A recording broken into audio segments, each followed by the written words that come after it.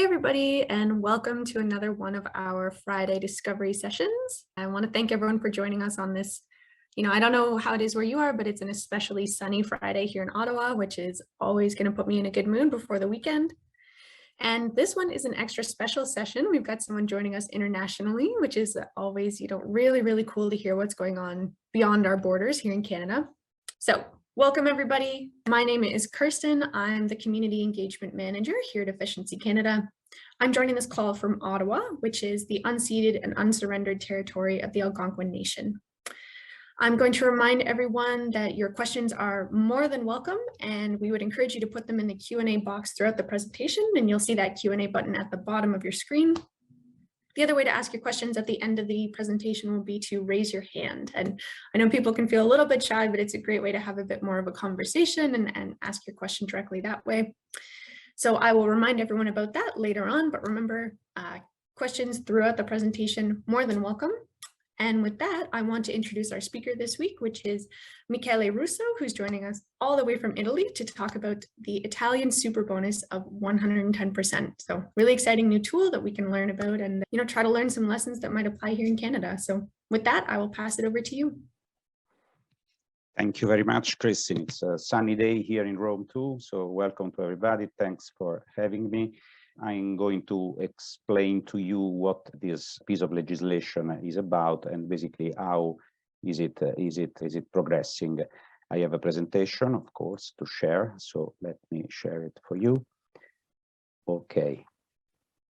So, Superbonus 110, the Italian way. Let us start saying what this Superbonus is. Okay, the Superbonus is a tax credit on energy efficiency expenses. This tax credit is subject to some conditions, and it's so far on a temporary basis. Until the end of 2023, it has the full rate, 100%. In the year 2024, it has the 70% rate, and it's gonna lower to 65% in the year 2025. Basically, as of today, for every euro spent in energy efficiency, the owner of the dwelling gets 1.1 euro of tax credit. The credit that you obtain can be used to compensate every tax liability with the government, so taxes at government and local level and mandatory retirement contribution for workers. This happens in a period of 5 years with equal installments for each year. So just to give you a very simple example, so you have 100,000 in expenses, 110,000 in tax credit, and 22,000 of allowance for 5 years. Why the Superbonus is slowing down to some extent? Why there is a reduced rate in the years 2024 and 2025? As far as I have understood, it's a lack of budget. So it's a budget problem, a government budget problem. So there are chances that things may change in the following years, meaning that the results are very good and probably the government may change its idea about this reduced rate for the coming years. On the other side, I have to say that we have very strict climate change targets here in Europe in general. So the question is, how can you meet them without a very huge government support? So that's the idea. What are the conditions to get the tax credit? So the conditions are that the entire building, not the single dwelling, once again, the entire building has to jump at least 2 energy classes. This implies that the decision has to be made at a building assembly level. No single dwelling intervention can be made on the Superbonus. So just to have an example, if your building is in class G, okay, after the intervention with the Superbonus, you have to reach at least class E. If you are in class F, you have to jump in class D, and so on. So, as you may guess, the higher the starting class, the more difficult to jump to classes. A building which is in class B, it's very difficult to jump into class A+. So this is why, and that's extremely important, the Superbonus targets mainly buildings of the 50s, 60s, and 70s of the last century. which, at least in this country, are the least energy efficiency. Keep in mind that buildings of that period are the vast majority in Italy, as that was the time in which the country experienced a demographic boom and a massive urbanization. So this is why there is this strict requirement of 2 classes. How can you reach the jump into classes? You can make it through 2 different technical interventions. First, what we call main works, which is thermal insulation for at least 25% of the surface of the building, and heating plant replacement. Then you may add to the Superbonus secondary works, which are windows frames, solar panels, and electric car or motorbike chargers. The combination of main and secondary works must lead to the required result, so the 2-class jump. Of course, the ex ante and ex post status of the building must be certified by a qualified professional. I have to say that car and motorbike charges, as you can imagine, have nothing to do with energy efficiency. That was just something that the government added on as a way to incentivize the switch to electric mobility. I want to add that the whole process is under control of 2 public entities. One, which is called Enea in Italian, ENEA, which is the Alternative Energy Authority of the country. Enea has to control all the technical data of the project that must be uploaded in their site. Then, using an algorithm, they control the compliance with pre-approved parameters and give green light to the project. Then there is, of course, a control by the Revenue Service. We call it Agenzia delle Entrate here in Italy, that actually is in charge of controlling the tax credit and its usage by taxpayers. So there is a huge control by the authorities. Who can benefit for the Superbonus? The Superbonus is not for everybody. So it targets residential buildings of private owners. Once again, keep in mind private owners. Companies do not qualify for the Superbonus, but may use other form of incentives, the so-called eco bonus that has lower rates, 50%, and requires no energy class. There is a special regime for social housing entities. These entities, although sometimes are organized as companies, have a special rule. They can have access to the Superbonus, even if they are companies, and have a longer period to carry out the works, given that they are subject to very strict anti-burglary laws, and they have very strict procedures when awarding contracts, so they need more time.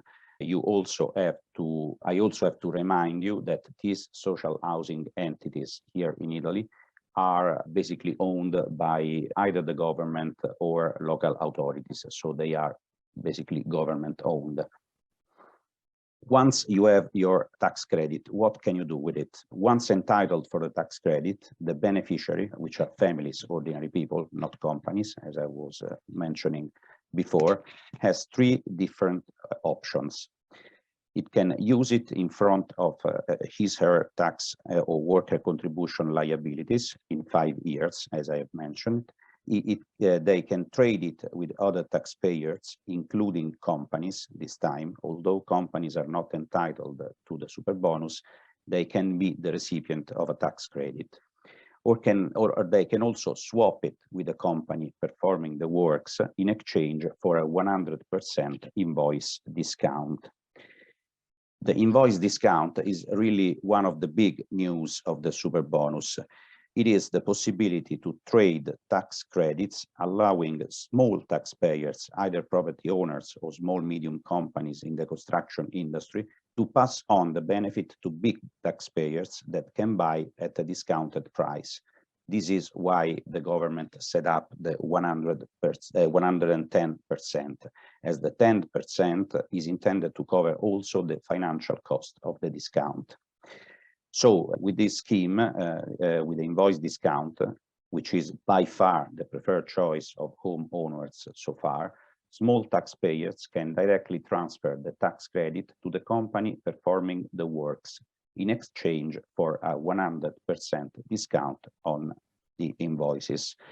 This is really the key point of the story, okay? The tax credit tradability and the invoice discount. So let me give you a very simple example. Suppose that company A, invoices owner B for 100,000. The invoice of the company after the Superbonus will look like this. So works for 100%, 100,000, discount 100,000, amount due 0. Once this invoice has been made, company A now holds a 110,000 tax credit and it can either use it or trade it. Okay, so you see, basically the owner passes on the tax credit benefit to the company making the works and ends up paying nothing. As a result, of course, the invoice discount mechanism makes EE investments totally affordable. I want to stress it, the invoice discount is the core of the Superbonus framework. Should it be limited or stopped, the whole process would be stopped. This is really the big news of the Superbonus. And of course, such a scheme, such a framework can be applied even to other tax credits. For example, here in Italy, we had in the construction industry so-called bonus facade, which is aimed to the renovation of old buildings. And the bonus facade can be used, can be traded as well. So at the very end of the story, the rule of the invoice discount and the tax credit tradability, it's really pushing hard even other bonuses. How things are going with the Superbonus? Is it working? Results are basically in line with the expectation. I want to stress that in order to speed up the process, the government changed the rules for the owners' meeting resolution and even for minor construction abuses that may happen or used to happen, especially at the times when the target buildings were made. Anyway, at the end of 2021, euro 16.2 billion worth of renovation works were in progress. Source is Enea, according to the works that have been uploaded in the website. And as you can see from the graph, at the end of February 2022, data has not yet peaked. According to some estimates, at the end of the program, carbon dioxide emission of buildings in the F and G class should be 50% lower. So from this point of view, it's really working hard, I would say. Now, let us make some ideas or market distortion. Are we creating a financial bubble with the Superbonus? Most likely the answer is no, because the financial activity associated with the Superbonus is quite simple. It is only the trade of a tax credit a certain number of times. If you consider the tax credit from a financial point of view, the Superbonus is quite similar to a 5-year treasury bill of the Italian government, the latter being a well-known, liquid and widely traded asset. So at the end of the story, no exotic finance is part of the story. So most likely there will be no financial bubble. Are we creating a housing bubble? Quite possibly, since no data is available at the time. The value of renewed houses could have a premium over the unrenewed ones, echoing what happened in this country nearly 30 years ago with self-heated dwellings. Given that the Superbonus will be in place until the end of 2025, although at reduced rates, as I was saying, and targets a specific segments of the stock of buildings, those built in the 50s, 60s, and 70s of the last centuries, the idea is that probably the market will have time to assess itself. Just a few words about this, what happened in this country 30 years ago. Back in the 90s of the last century, the rule was having centralized heating, but it was in the process of being replaced by small self-operated heaters. The idea of having a small self-operated heaters allowed more flexibility in heating times. This is why self-heated dwellings were sold at a premium price. The premium price of the time was around 10–15% more. So what I am expecting that something like this can happen for the renewed houses with a Superbonus. Anyway, should there be a premium price, in any case, it could have two positive effects. First effect is for the owners, as it strengthens their investments in the house, and second, for the banks that often hold dwellings as a collateral of the mortgages. In any case, recent data from UBS, the Swiss bank, says that the UBS Global Real Estate Bubble Index for 2021 ranks the city of Milan, so the only Italian city listed, as fair valued. So far, there is no signal at all of an housing bubble. Are we creating an excess demand of renovation? The answer is absolutely yes. The Superbonus revamped the construction industry and the professionals involved, basically engineers and architects, giving momentum to an industry that was languishing in the past years. According to CRESME, an Italian research center for the construction industry, investment in the construction industry will raise 17.6% in 2021 and 6.6% in 2022. Keep in mind that construction industry has a very high multiplier and so a wide impact on GDP growth. I do not have data, but it's pretty likely that the GDP growth that we have experienced in 2021 is in a large share due to the Superbonus. Is it boosting price of raw materials? Most likely, the Superbonus is only a part of the story. Price increase of raw materials and appliances may have a lot to do with the general situation of logistics that the whole world is experiencing, and unfortunately, since the beginning of the war in Ukraine, with a high price of energy commodities. I don't want to go into details, but access to the tax credit is subject to the control of prices of raw materials and work in progress that have to be exposed in the renovation project. So high prices trigger controls by the relevant authority. Once again, ENEA, among its control and via its algorithm, has to check that prices are not too high, so that there is no speculation. Let us quickly sum up what we have discussed. The Superbonus has several positive effects. First of all, it changed people's mind on energy efficiency interventions, focusing mainly on the benefits, value increase of the dwellings, less energy consumption, and more comfortable houses.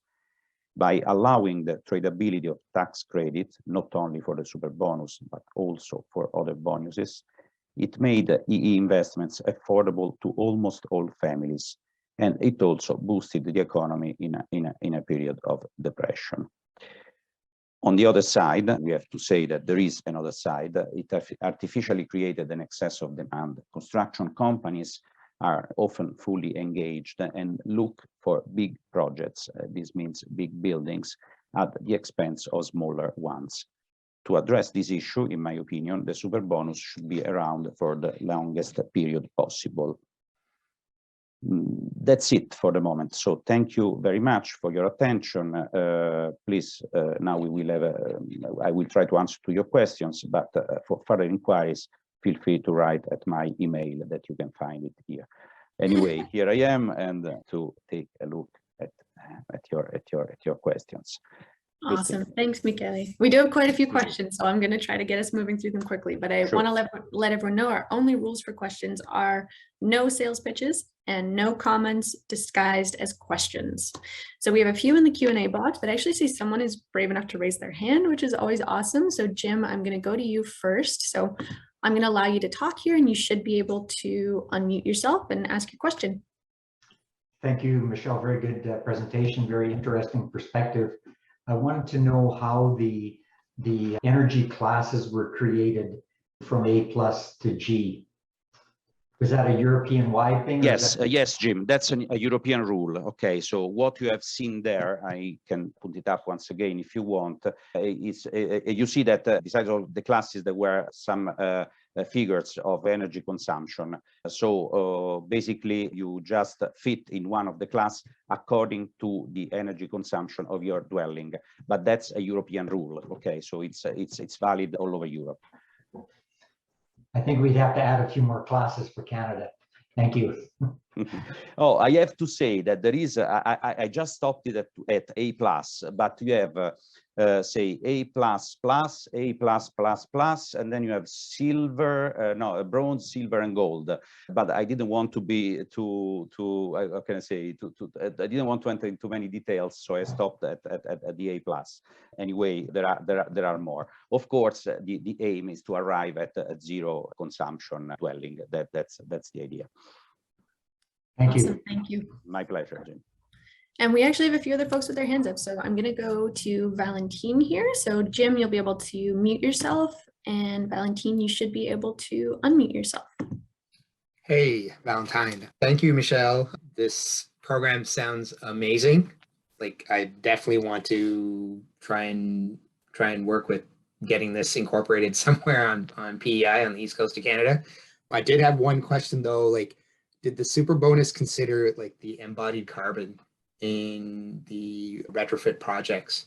Because, you know, sometimes striving for energy efficiency, the embodied carbon and insulation can actually be a negative effect on the environment if they come in and they're spray foaming with HFC blowing agents, right? Like, was that considered? Or Valentine, you are perfectly right. No, at the moment, it's not considered, I have to say. It's a discussion that the government is having right now, because probably they want to change some of the rules that we have put up so far. But at the moment, it's not considered, I have to say no. But it's, believe me, it's under consideration, it's under discussion. Right. Okay. Thank you very much. My pleasure. Awesome. And we have David here. So I'm going to allow David to talk, and then we'll head to the Q&A. Lots of questions in the box. So I encourage you to give a thumbs up to the ones that you most want to see answered. So David, you should have that option there to unmute yourself. Thank you. Can you just explain, you mentioned pursuing large buildings, and Yes. within our Canadian buildings, we have like 6 different companies that have taxable liabilities. So you know, the landlord has to fix the windows for everybody, or has to, you know. Yes. So how do you deal with No, that? what I was mentioning, David, is that since so far the Superbonus is in place until 2025, although in 2024 it will get a big bonus, I would say, because the rate will be reduced. So far construction companies are trying to address the demand of big condominiums, big buildings. Oh, okay. Because So yes, for because yes, in Italy we mainly have condominiums, David. That was something I had to mention. You probably have seen it from the picture that I put up on the presentation. These are from one of my friend's archives. So you see, in Italy we have condominiums. So construction companies, of course, want big projects. Okay, so they are chasing after big condominiums, leaving small condominiums apart. Should the Superbonus be in place indefinitely, probably that wouldn't be a problem. Okay, so I have to say that at some point in this country there was some let's say arguments in the press saying, you know, the Superbonus targets mainly rich people and leaves behind poor people, which is not the case, because everything is paid. So the Superbonus, that's the key too. That's the real key. No, okay. But I kind of write an article for a newspaper I write for, saying that, you know, the limit is not the poor versus the rich, but the big buildings versus small buildings. I live in a small condominium and I have big problems in setting up the Superbonus in my house. Thank you. My pleasure. Awesome. So we are going to go to some of the questions in the Q&A tool here. So the top one, the one that people are most interested in hearing, is why did you choose the tax credit as opposed to an incentive or a rebate? Very good question. The problem is a technical accounting problem. Okay, according to the European rules, a non-cashable tax credit is not a part of the deficit, of the budget deficit of a country, okay? This is why we have chosen this form of incentive, okay? Giving away money would have increased a lot the budget deficit of the government, and that, according to the rules that we have here in Europe, could have been a problem. So it's a accounting technical question. It always comes down to accounting. So another question about at the very end of the story, it's like this. Yeah. Okay. Yes. So with how the super bonus is calculated, is it related to the total project cost or the incremental energy efficiency costs? No, it's total project cost. Okay, but as I was telling before, project has to be uploaded in the Enea website and has to be to have a green light from this authority. Enea, it's an independent authority, and it's very tough in the screening of the projects. So it's total cost, but you have to bear results. And then I also have to say that the 2-class jump, okay, has to be certified by a professional. So there is a certification that has been issued before and after the intervention, and a false certification may lead to very, say, not nice criminal records. Okay, so it's very difficult to have a false certification on this issue. Awesome. And then another question related to accounting. So how is the government in this whole process protected from elevated prices? I know you talked a little bit about rising material costs in your presentation. So how does that fit in? One of the controls that Enea has to do on the project is really the price of raw materials and work in progress. Okay, we took as a reference, the government took as a reference a price list that it's widely used in the construction industry in this country. It's called the DEA pricing. Okay, now the DEA pricing, it's issued monthly, and it's issued for different parts of this country. Okay, where you may have a different prices. Okay, so that's the reference. Of course, the DEA pricing reflects the general situation of the price of raw materials. For example, cement is going after the beginning of the war in Ukraine has risen a lot, and it's extremely difficult even to find sometimes. So this is something that I would say government is not 100% protected, but it took some precautions to avoid that there is this price mismatch with the market. Okay. So at the end of the story, it's at market prices. That's the idea. Awesome.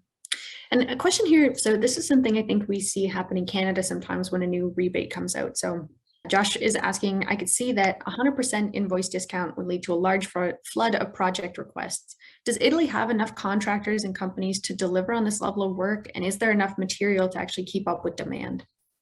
As far as companies are concerned, the answer is definitely no. So we need to have the super bonus in place for a long time. Right now, I'm talking from Rome.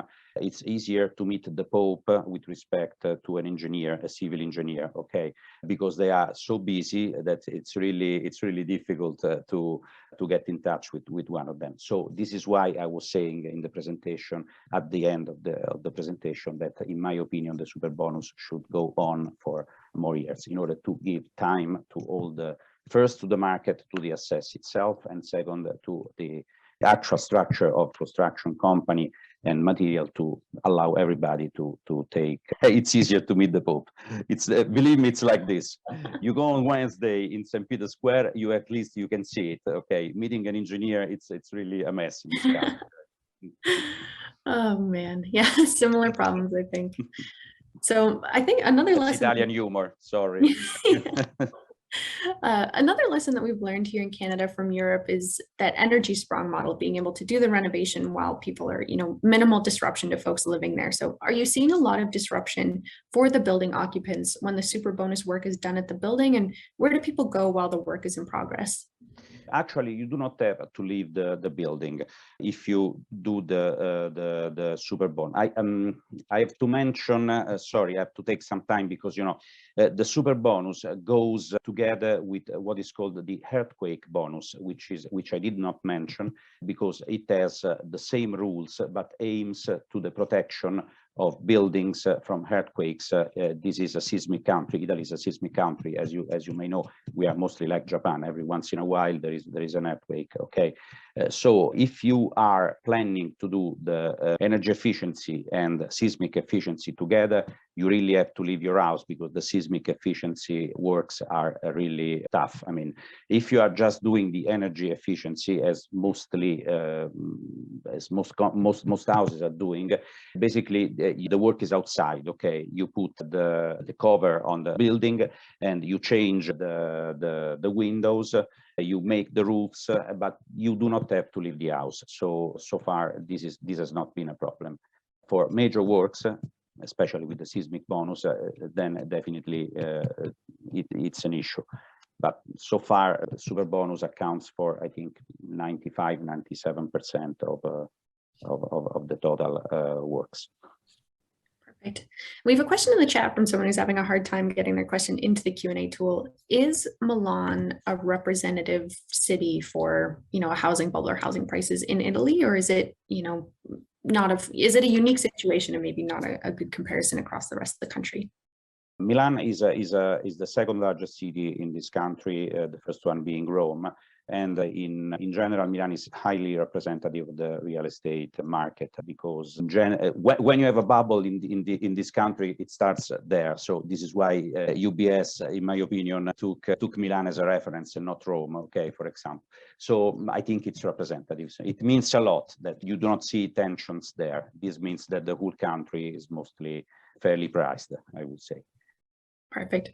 I don't know about other people, but when you mentioned that index, it immediately made me go and look up where Canada sits, and there's some interesting data about Toronto in there. So yes, absolutely, yes, I've seen them. I didn't want to mention, but yeah. So a question here, I think some folks, including myself, still trying to wrap our heads fully around how this incentive structure works. So if company A decides to pay for the work with their tax credit, do they get to keep that balance, that extra, the 10% bonus on top, that extra 10K in tax credit for themselves? Yes, they can keep it for themselves, or they can either trade it. The tax bonus can be traded several times, so it's a decision of the company. As long as if I were the CEO of a company, as long as I have tax liabilities, I would keep it. Okay, then the excess amount, of course, I would sell it. That's the idea, but it's a decision of the company. It depends on the tax planning. Perfect.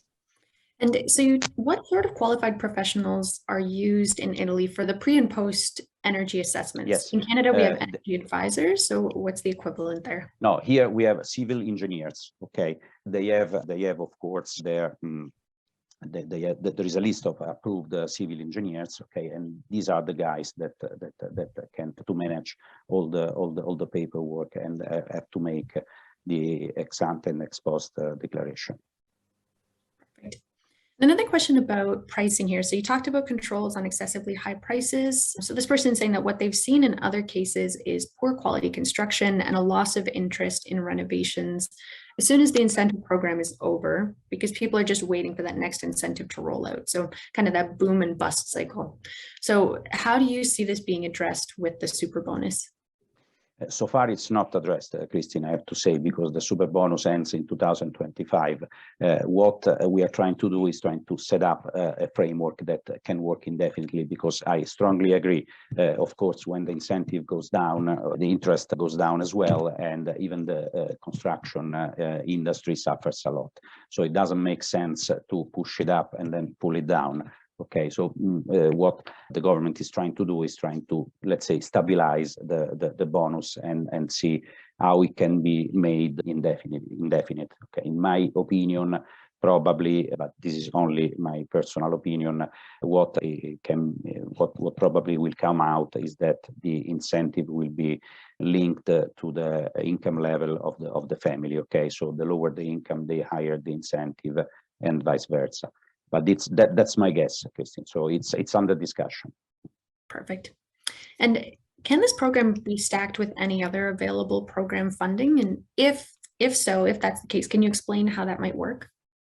You mean if the super bonus sorry, I didn't get the question. Can you repeat? Yeah. So let's say there's another funding scheme that's specifically for windows or something. Can I access that and the super bonus? No, absolutely not, I would say, because Superbonus is 110%. What do you want more? Okay, you've made the question is very good, because, you know, for example, if you just change the windows in your apartment, we have a 65% incentive, okay, which has been in place for years. Of course, if you change the windows within the Superbonus, you get 100%, 110%. You don't get 110% plus 65. Okay, so the access to the Superbonus, of course, cuts off all other incentives. Yeah, it seems reasonable. 110% is quite generous. Yes, it is. Awesome. And so, question here, you talked a little bit about how if someone files a fraudulent claim, they face criminal charges. So a question here, you know, maybe there have been some reports of people taking advantage of the program through fraudulent activities. So it sounds like Italy is taking steps to remedy this. But if there was a program that wanted to copy the Superbonus structure, would you have any recommendations for how to avoid those fraudulent activity? When you have incentives, of course, fraudulent activity comes out. That's, I would say, normal, unfortunately. Okay, the reports that you mention make reference to a study made by the Revenue Service, the Agenzia delle Entrate. But I have to say that, not surprisingly, the fraudulent behavior was mainly targeting the facade bonus, the one that was 90%, okay, the one that I mentioned before, just because in order to access to the facade bonus, you didn't have to have any sort of declaration. You don't have targets, okay? So it's easier to smell it around, okay? So the Superbonus itself, since it's more complicated and it has all these controls, it's much more difficult to use it for fraudulent activities. That said, in my opinion, the very strict rule is the rule of control. These activities must be controlled. So maybe you know that in this country we have a police force which is specialized in the fraudulent behavior with taxes. Is called the Guardia di Finanza. These guys are actually looking at the Superbonus and actually are in charge of trying to prevent this fraudulent behavior. Then I have also to say that the use, I've mentioned a couple of times an algorithm put in place that is working very well. I mean, it can, technology helps a lot. If you have to go through so many papers, an algorithm is very well made, and it really pops up situations that are difficult to understand, and then you can trigger control on that situation, not on the general view of the Superbonus. Perfect. We are coming up on 12:45, so I don't think we're going to get to every single question, but folks, you said, can reach out to you via email if they want to talk. Sure, definitely, yes. It's a pleasure. Okay. Awesome. And I'll give you a few, there's been lots of complicated questions, so a few easier ones to wrap things up. Can you use the bonus to add cooling, such as with a heat pump? Yes, absolutely, yes. Absolutely, yes. The heating, the heat pump, so the changing of the heating system, it's one of the main works of the Superbonus. So absolutely, yes, it's one of the keys. Okay, and the government, of course, is pushing a lot heat pumps because it wants to lower gas consumption, which is something that has nothing to do with Russia, with today's situation, but it's something that the government was thinking about a couple of years ago. Okay, now it's even, you know, given prices and given the whole situation, it's even more important. But it's something that the government has intention to do just to lower the carbon dioxide emissions. Awesome. And is there a cap on the total amount which can be covered through the Superbonus? No, so far there is no cap. Wow, that's awesome. Mm-hmm. Okay, and are there many energy experts and other technical experts in the construction industry who provide close oversight on, you know, the appropriate use? So we've got the study before and the study after. Throughout the process, are there people who are, you know, observing the work? You mean when the works are in progress, the works for the Superbonus for a single? Yes, absolutely, yes. When you make a huge renovation, in a condominium in this country, you have to have a work manager, okay, which is a civil engineer by the condominium that has nothing to do with the company making the works, that actually oversees everything. So this figure does the same for the Superbonus, okay. So it may not be an expert in the energy efficiency, but it's a qualified engineer, qualified civil engineer, okay. And that's mandatory. You have to have it. Perfect.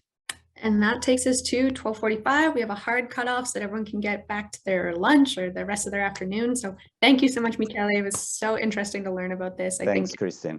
My pleasure. So much to learn. Whatever question, feel free to contact me. It's a pleasure.